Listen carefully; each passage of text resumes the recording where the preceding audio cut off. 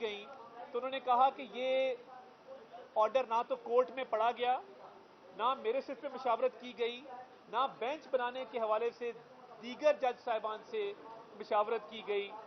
تو یہ اگر بینچز ایسے ہی بنتے رہیں گے اور ایسے ہی ٹوٹتے رہیں گے تو یہ ادارے کی ساخت تو ختم ہو کے رہ جائے گی.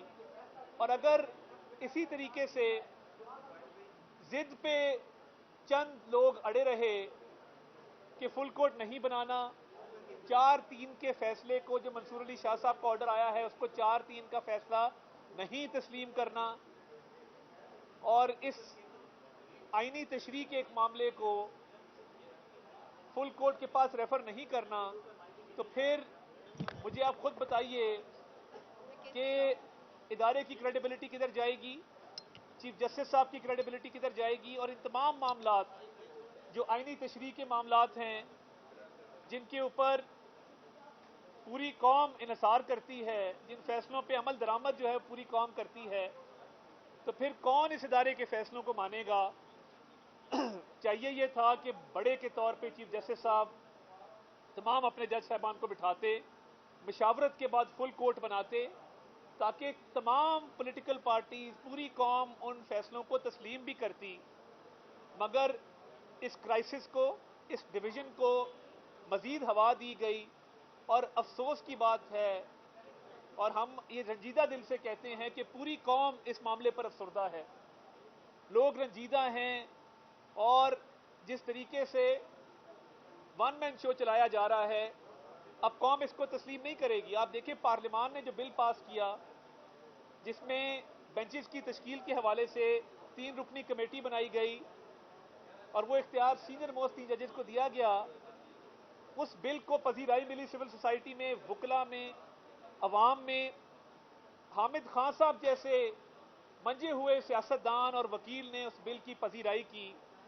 تو کیا امر مانے ہے کہ فل کورٹ بنا دیا جاتا اور یہ جتنے کرائسس ہیں وہ بینچز کی تشکیل کا معاملہ ہو، مشاورت کے ساتھ ہونا چاہیے. پہلے ہم یہ بات کر چکے کہ chief justice is one amongst equals.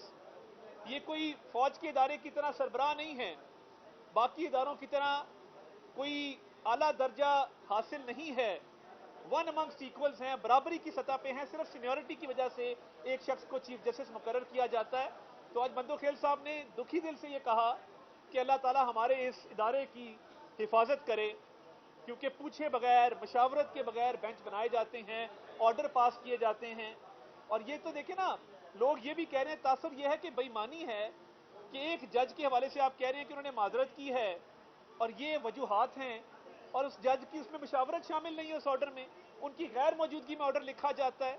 اور جس طرح آج سرکولر آیا، یہ سرکولر کا رواج ہم نے پہلی دفعہ دیکھا ہے کہ جوڈیشل آرڈر کے جواب میں سرکولر کے ذریعے سینئر پیونی جج جسٹس قاضی فائز عیسیٰ کی آرڈر کی نفی سرکولر کے ذریعے رجسٹرار کر رہا ہے. تو دیکھیں قوم پہلے ہی بہت سارے مسائل میں مبتلا ہے. آپ آپس میں بیٹھیں، تمام کورٹ کو بٹھائیں اور ان مسائل کا حل بلڈنگ کے اندر کریں، نہ کہ بلڈنگ کے باہر باتیں ہوں. آپ کو چاہیے بطور چیف جسٹس تمام ججز کو اکٹھا کر کے اس اہم قومی مسئلے پہ، آئینی تشریح کے مسئلے پہ اپنے کورٹ کی تقسیم کو دور کریں، اپنے کورٹ کے مسائل کو حل کریں. ورنہ نہ کوئی فیصلے مانے گا، نہ تسلیم کرے گا، نہ فیصلوں پر عمل درآمد ہوگا. اور یہ فل کورٹ کی تشکیل اب لازم ہو گئی ہے، اور 4-3 کا جو تنازع ہے اس معاملے کا حل بھی اب لازم ہو گیا ہے. تو میں یہ سمجھتا ہوں کہ اس تقسیم کو اور اس تنازع کو مزید طول ملے گا اگر فل کورٹ نہ بنایا گیا. اور لوگ تو یہاں پہ بات کر رہے ہیں کہ معاملہ استعفے کی طرف جا رہا ہے. ہم یہ بات نہیں کرتے، ہم صرف یہ چاہتے ہیں کہ اس تنازع کا حل ہو، سپریم کورٹ آف پاکستان کی کریڈیبلٹی مزید کمپرومائز نہ ہو، سپریم کورٹ کی عزت بحال ہو.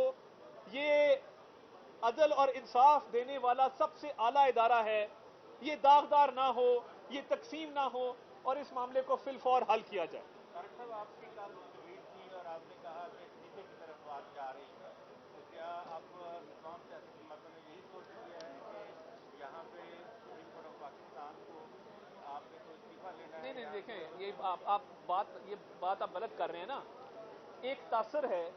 کل ایک صحافی ہیں اسلام آباد کے ستی صاحب, انہوں نے ایک ٹویٹ کی, انہوں نے استعفے کی بات کی. یہ باتیں چل رہی ہیں, میں یہی کہہ رہا ہوں کہ استعفے کا ایک تاثر جا رہا ہے, مگر بہتر یہ ہے کہ اس تقسیم کو ختم کیا جائے, فل کورٹ میں مشاورت ہو اور بینچز کی فارمیشن پہ بھی مشاورت ہو, رولز بنائے جائیں اور اس معاملے کو حل کیا جائے. ایک آئینی بحران پیدا ہو چکا ہے ملک میں, تو اس کو حل کرنا, اس کا حل یہ نہیں ہے کہ آپ سرکولر جاری کر دیں اور سینئر پیونی جج کے آرڈر کی آپ نفی کر دیں. یہ نہیں ہوگا. جسٹس مندوخیل نے جس طریقے سے آج دکھی دل سے کہا کہ یہ تقسیم ختم ہو, اللہ تعالیٰ اس ادارے کی حفاظت کرے. ہم بھی دعا گو ہیں کہ اللہ تعالیٰ اس ادارے کی حفاظت کرے, مگر تقسیم باہر ختم نہیں ہوگی, اندر ختم ہوگی, مشاورت سے ہوگی, سب کی رائے سے ہوگی, کیونکہ chief justice is one amongst equals. اگر نہیں کرتے اور اسی طرح چلتے رہتے ہیں تو کیا صاحب تھے, بہت ایکٹیو تھے اور بہت کچھ ہوا تھا, میں اس بارے میں نہیں جانا چاہتا. آج بھی جو ہے ایک اور تارڑ بہت ایکٹیو ہے بینچز کے حوالے سے, خیر تو ہے, ہو گیا رہا. نہیں دیکھیے, دو تارڑ ایکٹیو ہیں. ہم پہلے ایک تھے ماضی میں, ہم اب دو ہو گئے ہیں. تو دو تارڑ صاحبان ایکٹیو ہیں جو آئین کی پاسداری کے لیے کھڑے ہیں. تب بھی کھڑے تھے, آج بھی کھڑے ہیں. لوگ الزامات لگاتے ہیں, طرح طرح کی باتیں کرتے ہیں, میں تو قرآن پہ حلف دینے کو تیار ہوں اس بات پہ. تب بھی سجاد علی شاہ صاحب نے ڈکٹیٹر کی شکل اختیار کی تھی. آج بھی معاملات سجاد علی شاہ پارٹ 2 کی طرف جا رہے ہیں, جاتے ہوئے نظر آ رہے ہیں. تو ہم نے تو آئین کے ساتھ کھڑے ہونا ہے. بڑا احترام ہے سی جے صاحب کا, ہمارا بڑا تعلق ہے ان سے. جب جب سجاد علی شاہ بنے گا تب تب تارڑ آئے گا انشاءاللہ. بہت شکریہ. فوج نے بھی ٹویٹ کیا ہے 97 کے ریفرنس ہے کہ تب بھی ایک تارڑ حملہ ہوا تھے, آج بھی تارڑ. نہیں دیکھیے, میں کہہ رہا ہوں نا, تارڑ تو آئین کی پاسداری کے لیے کھڑے ہیں اور آئین اور قانون کے حق میں کھڑے ہیں. یہ تقسیم ختم ہونی چاہیے, تنازع حل ہونا چاہیے. تارڑ صاحب آپ مشورہ کیوں نہیں کرتے؟